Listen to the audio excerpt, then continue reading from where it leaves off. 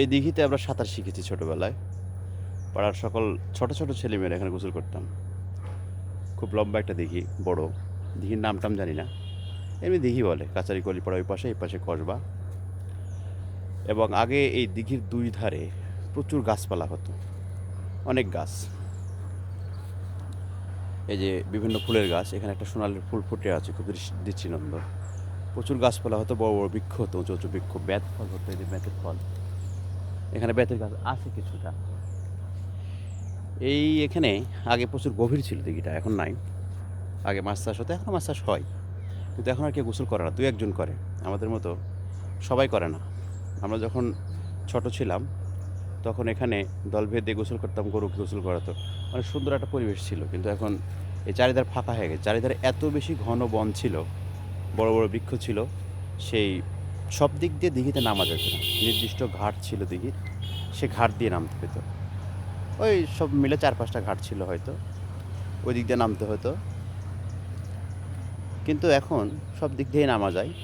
পাড় সব ভেঙে গেছে, পাড় ভেঙে যাওয়ার পরে ভরাট হয়ে যাওয়ার মতো হয়ে গেছে। এখন ওইভাবে আর গভীরতা না, আগে গভীর ছিল অনেক। আগে কখনো শুকাতো না, এখনও শুকায় না, আগে শুকাইতো না। বেশি পানি ছিল, সবসময় গোসল করা যেত। এই যে এখানে বেতের গাছ আছে, বেতের গাছের দিকে রেয়ার, আর দেখা যায় না। এই যে কিছু বেতের গাছ আছে, বেত ফল আগে খুব খেতাম পেড়ে পেড়ে। নৌকা ছিল, নৌকা দিয়েও ঘুরতাম এই দিক দিয়ে। আর এখানে এই যে এরকম ছিল সব জায়গায়, এই যে ঘরের মতো। এখানে বাইরে এরকম গাছের ছাউনি, আর ভিতরে চলে গেলে এই যে সুন্দর ঘরের মতো, পাখির বাসার মতো ফাইন। এই জিনিসগুলো আগে যখন দেখতাম আরও ঘন ছিল। এখানে বৃষ্টির পানি খুব সহজে পড়তো না। এই যে ছাতার মতো কী উদ্ভিদ জানি না, এই যে পাখির বাসার মতো অনেকটা, খুবই সুন্দর পাখির বাসার মতো নিচে। এখানে বৃষ্টি আসলে বৃষ্টি পড়তে অনেক দেরি হতো। এদিক দিয়ে শিয়াল টিয়াল থাকতো আগে, এখন এরকম আর নাই। বাড়ি থেকে খুব নিকটে দিঘিটা, খুব 1 মিনিটও লাগে না আসতে, 2-4 কদম। এখানে এসে আগে বেশ সময় কাটিয়েছি। এই যে ছাতার মতো যেটা, এতে বাইরে থেকে এরকম, ভিতরে সুন্দর পাখির বাসার মতো আশ্রয় নেওয়া যায় হঠাৎ বৃষ্টি আসলে বা রোদ থেকে বাঁচার জন্য। খুব সুন্দর জায়গা।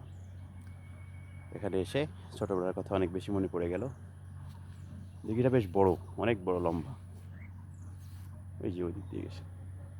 একবার বাড়ির নিকটে আমরা যে কোনো সময় ছুটে আসতাম আগে ছোটোবেলায় এখানে। এই যে রাস্তা বয়ে গেছে, রাস্তার ধারে আর কি। সবাই ভালো থাকবেন, আসসালামু আলাইকুম।